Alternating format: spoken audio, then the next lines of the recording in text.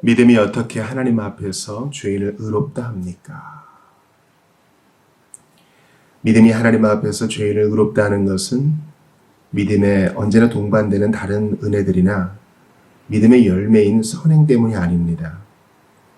또한 마치 믿음의 은혜나 믿음의 무슨 행위가 그에게 전가되어 그가 의롭다 하심을 얻는 것이 아니고 오직 믿음이 그리스도와 그분의 의를 받고 적용하는 수단이기 때문입니다.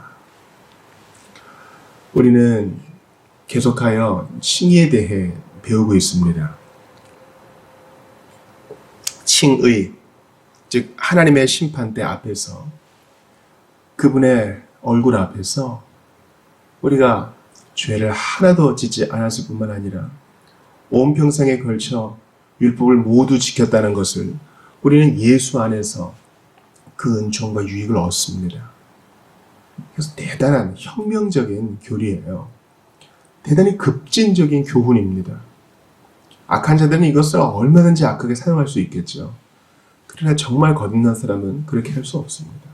그것 때문에 감사하여 자발적인 선행과 자발적인 헌신이 흘러나올 뿐 오늘 문답이 얘기하는 것처럼 그 선행이 동기가 되고 공로가 되는 것은 아닙니다. 오직 믿음은 하나님이 주신 선물이요 칭의를 얻는 은혜 은혜의 중보자이신 예수께로부터 복을 받는 도구에 불과한 것입니다. 통로에 불과한 것이죠.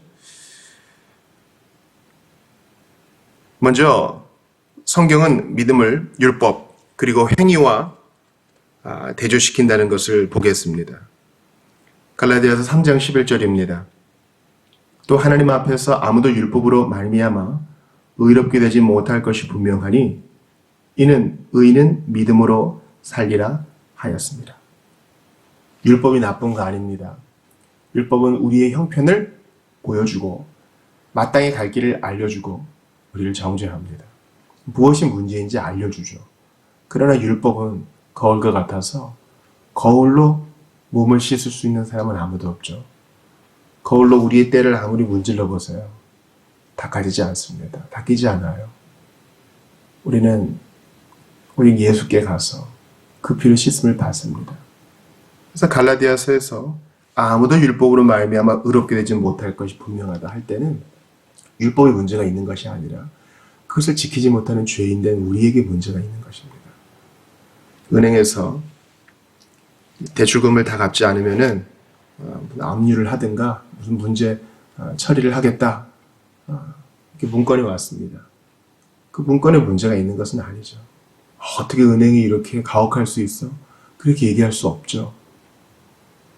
문제는 그것을 갚을 능력이 없는 내게 있는 것입니다.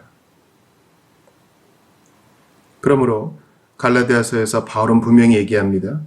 의인은 믿음으로 살리라. 따라서 우리는 믿음에 따라오는 여러 은혜들이나 또는 믿음의 열매인 선한 행위로 의롭다함을 받는 것이 아닙니다. 말과 마찰을 바꾸면 안 되는 것이죠. 로마서 3장 28절을 봅시다. 그러므로 사람이 의롭다 하심을 얻는 것은 율법의 행위에 있지 않고 믿음으로 되는 줄 우리가 인정하노라. 율법의 행위. 본래는 에덴 동산에서의 행위 언약은 율법의 행위, 율법을 온전히 지키고 하나님 말씀을 온전히 지켜 의롭다함을 얻고 영생을 얻는 것이 하나님의 뜻이었습니다. 그러나 죄인을 위하여 주께서 우리에게 베풀어 주신 은혜 언약을 우리가 알죠. 즉 믿음으로 말미암아 율법도 패하지 아니하고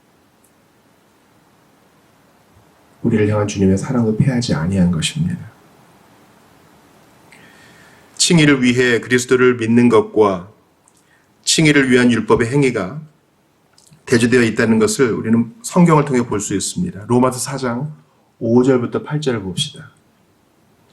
이를 아니할지라도 경건하지 아니한 자를 의롭다 하시는 이를 믿는 자에게는 그의 믿음을 의로 여기시나니 이런 것이 없이 하나님께 의로 여기심을 받는 사람의 복에 대하여 다윗이 말한 바 불법이 사함을 받고 죄가 가려짐을 받는 사람들은 복이 있고 주께서 그 죄를 인정하지 아니하실 사람은 복이 있도다 함과 같으니라.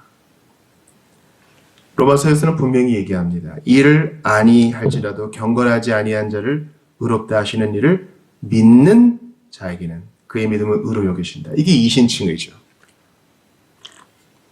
그러면서 로마서는 바로 다윗의 얘기를 합니다. 다윗이 말한 바.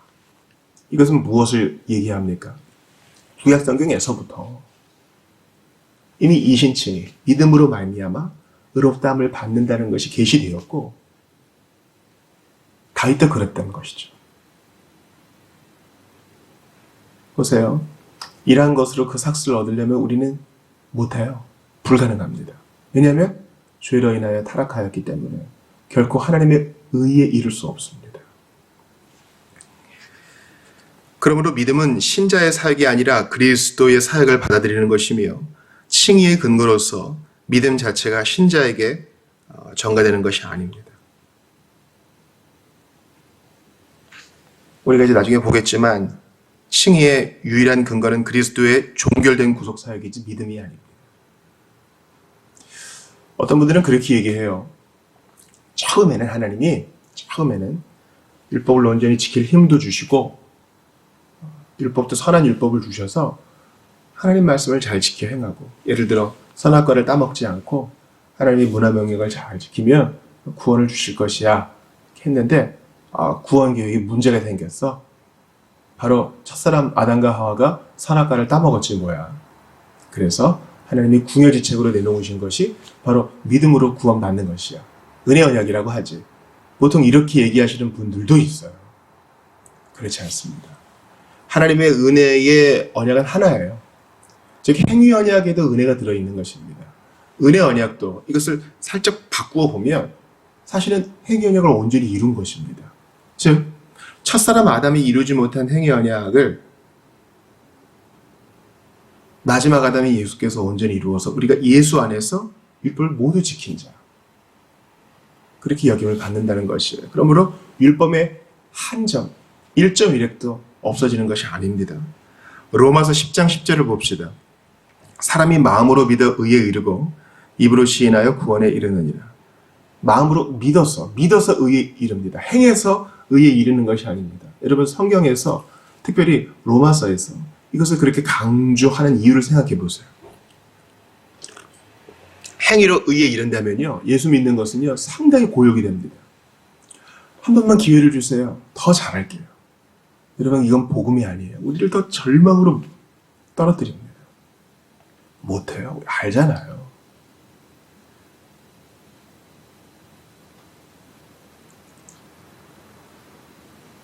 칭의에 있어서 믿음은 단순히 그리고 전적으로 구원을 위한 그리스도의 의에 접근하게 하는 도구입니다. 요한복음 1장 12절을 봅시다. 영접하는 자, 곧 그 이름을 믿는 자들에게는 하나님의 자녀가 되는 권세를 주셨으니. 많은 사람들이 예수님은 이신칭의 얘기 안 했다. 이신칭의는 바울이 기독교라는 것을 정립하면서 만든 이론일 뿐이다. 이렇게 얘기하는데 천만의 말씀. 복음서에서도 이 믿음에 대해 강조합니다. 하나님의 자녀가 되는 권세를 얻기 위해 열심히 노력하고 선행하고 기도의 덕을 쌓는 것이 아니라 영접하는 자. 그것은 뭡니까? 예수의 이름을 믿는 자. 그가 칭의의 복을 받아 하나님의 자녀가 되는 것입니다. 그래서 자연스럽게 이제 다음 문답에서는 하나님의 자녀가 되는 이 양자됨에 대해서도 나누게 되죠. 빌립보서 3장 9절 보시죠. 제가 너무 사랑하는 말씀이에요. 그 안에서 발견되려 함이니 내가 가진 의는 율법에서 난 것이 아니요 오직 그리스도를 믿음으로 말미암은 것이니 곧 믿음으로 하나님께로부터 난 의라. 믿음으로 하나님께로부터 난 의. 믿음으로 말미암는 의. 오직 그리스도를 믿음으로 말미암은 의. 여러분 우리가 이런 법정적 용어를 계속 쓰는데요. 오해를 좀 풀 필요가 있어요. 현대사회에서는 죄에 대해서 잘 얘기하지 않죠. 개인의 죄는 보통 상처, 증후군, 결핍 뭐 이런 것으로 설명하고 죄는 보통 법정적 용어로 구속을 당했을 때나 형사적인 일을 해결할 때 많이 쓰죠. 그러나 그런 죄의 개념으로는 이 칭의를 이해할 수 없습니다. 죄가 무엇입니까? 하나님과 관계없이 행한 모든 것이 죄입니다. 예수 그리스도를 믿지 않은 것이 죄요. 하나님 없이 일거수일투족을 놀리며 하나님과 관계없이 사는 것 자체가 죄입니다. 이러한 죄가 없음, 죄를 지음으로 말미암아 의가 없는 것, 이게 우리의 비참한 상태입니다. 우리는 쇳덩어리입니다. 날 때부터 우리는 쇳덩어리였어요. 그러므로 죄가 있으니 하나님께 심판을 받는 게 당연하죠. 이 심판을 없애시고자 그리스도께서 오셔서 피 흘려주셨어요. 이제 정죄가 없습니다. 그러나 그것뿐만이 아니에요. 우리가 그리스도를 믿고 그 안에 거하면 예수님이 법체계를 모두 순종한 것처럼 우리도 그렇게 하나님이 여겨주시고 실제로 그렇게 할 힘을 조금씩 주시어 우리를 그리스도의 온전한 분량으로 만들어 가시는 겁니다. 이것을 머릿속에 잘 새겨 넣으셔야 돼요. 나는 괴로워하지만 예수 안에 있는 나를 보시는 하나님께서는 우리를 그렇게 보기로 작정하셔서 그렇게 여겨주세요. 우리는 죄 때문에 괴로워하고 반복되는 죄 속에서 탄식하지만 우리가 진실로 자백하면 하나님은 기억도 아니하시겠다고 얘기하셨죠. 그래서 믿음이 그렇게 중요한 거예요. 예수 그리스도를 믿음으로 죄가 용서될 뿐만 아니라 율법을 전생에 걸쳐 하나도 어기지 않고 다 지킨 자로, 단순히 그냥 벌금을 면해준 정도가 아니라 한 나라의 헌법을 비롯하여 모든 율법 법체계를 다 지켜 행하여 포상을 받기에 합당한 사람처럼 그렇게 여겨주신다는 겁니다. 그러므로 믿음은 구원을 얻는 수단일 뿐이고 구원에 있어 유일한 근원은 하나님의 은혜이며 그분이 기뻐하시는 뜻, 구원의 유일한 근거는 그리스도의 종결된 구속사역입니다. 그러니까 구원의 근거와 구원의 수단과 구원의 근원, 이걸 잘 구분할 필요가 있습니다. 갈라디아서 2장 16절을 보십시다.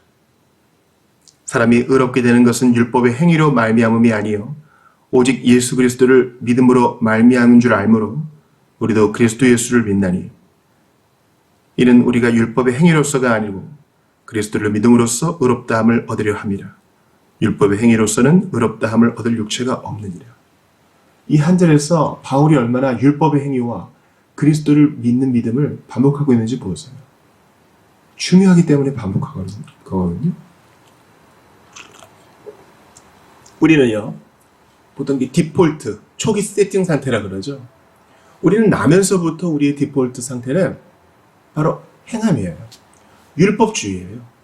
우리는 뭔가를 하여 얻는 것에 익숙해 있어요. 그냥 받는 거 불편하거든요. 어색해해요. 복음은 기본적으로 생리적으로 자연인이 거리게 하는 것입니다. 말도 안 돼. 무슨 꿍꿍이가 있을까요? 그냥 주는 데는 다 이유가 있지. 우리의 본성은 그것을 싫어해요. 그래서 복음은 거듭 반복합니다. 율법의 행위와 그리스도를 믿는 믿음을 계속 대조하는 것입니다. 성령이 우리의 마음을 열어주시면 비로소 복음을 들을 귀가 열리고 받아들일 수 있는 믿음이 생겨요. 그러니까 믿음도 내가 믿습니다 해서 받는 것도 아닙니다. 주님이 선물로 주셔서 부드럽게 우리 마음을 열어주세요. 자연인은 율법의 행위에 익숙해요. 착하게 살게요. 이번 한 번만 도와주세요. 그렇게 하면 이렇게 하겠습니다. 복음은 명령문이 아니라 그랬죠. 복음은 서술문이에요.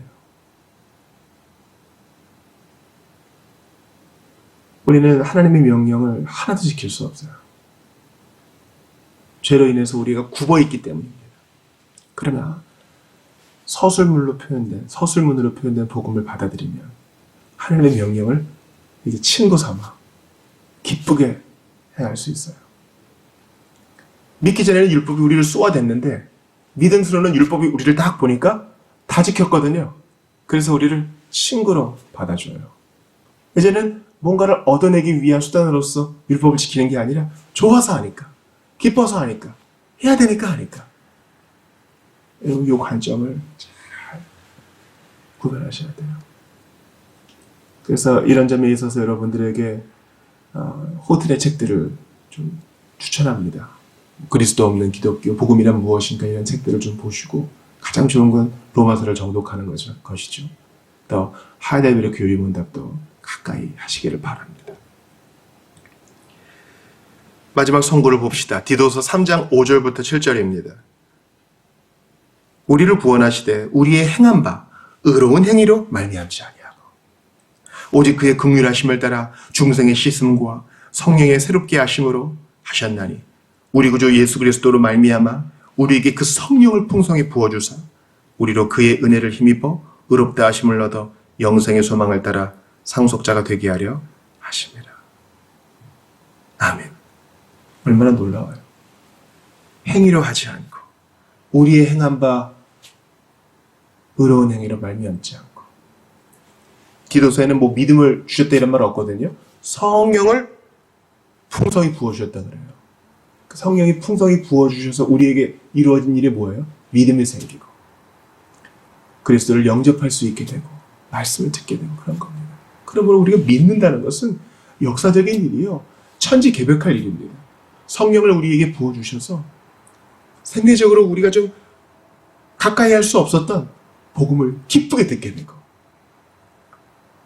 우리가 그렇게도 원치 않았던 예수님을 환영하게 되고 관심조차 없었던 하나님을 추구하게 되고 칭의의 복을 누리게 되고 이제 다른 삶을 살게 되는 것입니다. 그러니 여러분 예수를 믿으십시오. 오늘 본문에서 칭의, 의롭다함 어려운 용어가 나왔지만 결론은 단순해요. 예수를 믿으십시오. 한 번 믿었습니까? 오늘도 믿으세요. 우리는 자꾸 까먹어서 갱신의 은혜가 필요하거든요. 내가 어떤 사람이고 어떤 복을 받았고 지금도 받고 있는지를 계속 되새길 필요가 있어요. 로마서는 로마 교인들에게 전해진 복음이잖아요. 갈라디아서는 갈라디아 교인들에게 전해진 복음이잖아요. 복음은 예수 안 믿는 자도 들어야 되고 예수 믿는 자도 반복하여 들어야 돼요. 그래야 우리에게 전해진 이 복이 얼마나 큰지. 태양이 매일 떠서 지듯이 우리는 매일 복음을 의로운 복음의 태양으로부터 그 은혜를 받아 그 힘을 받아 살 필요가 있습니다.